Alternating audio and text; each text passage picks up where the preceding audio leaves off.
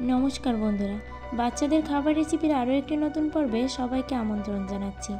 আজ আপনাদের সঙ্গে শেয়ার করব আম দিয়ে সাবুদানার একটি অসাধারণ রেসিপি।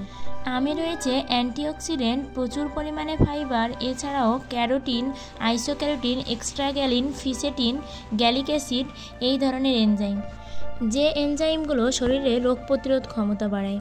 এছাড়াও আমে রয়েছে প্রচুর পরিমাণে পটাশিয়াম, ভিটামিন সি ও ভিটামিন ই, যে উপাদানগুলো ত্বকের ক্ষেত্রে খুবই গুরুত্বপূর্ণ ভূমিকা পালন করে।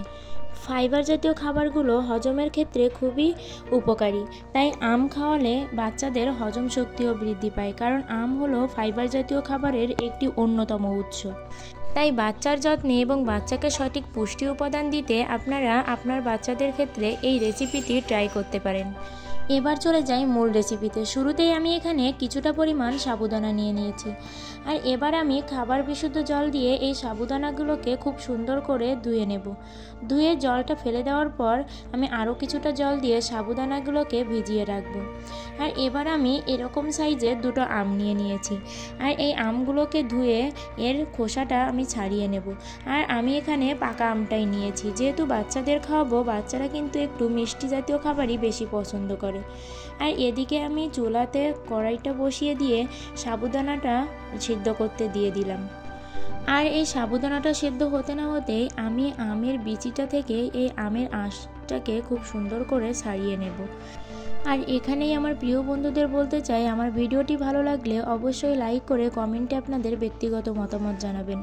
আর আমার চ্যানেলটি সাবস্ক্রাইব করে পাশের ঘন্টাটি বাজিয়ে অল অপশনে সেট দিয়ে রাখবেন, তাহলে আমি যখনই নতুন ভিডিও আপলোড করব আপনাদের কাছে আগেই নোটিফিকেশান চলে যাবে। আর এবার আমার আমটা খুব সুন্দর করে ছাড়ানো হয়ে গেছে। এবার এই ছাঁকনির সাহায্যে আমি সুন্দর করে আমের পিউরিটা বের করে নেব।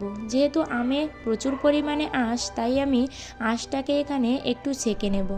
আর এ পর্যায়ে দেখুন আমার আমটাকে ছেঁকে খুব সুন্দর করে আমি এখানে পিউরিটা তৈরি করে নিয়েছি।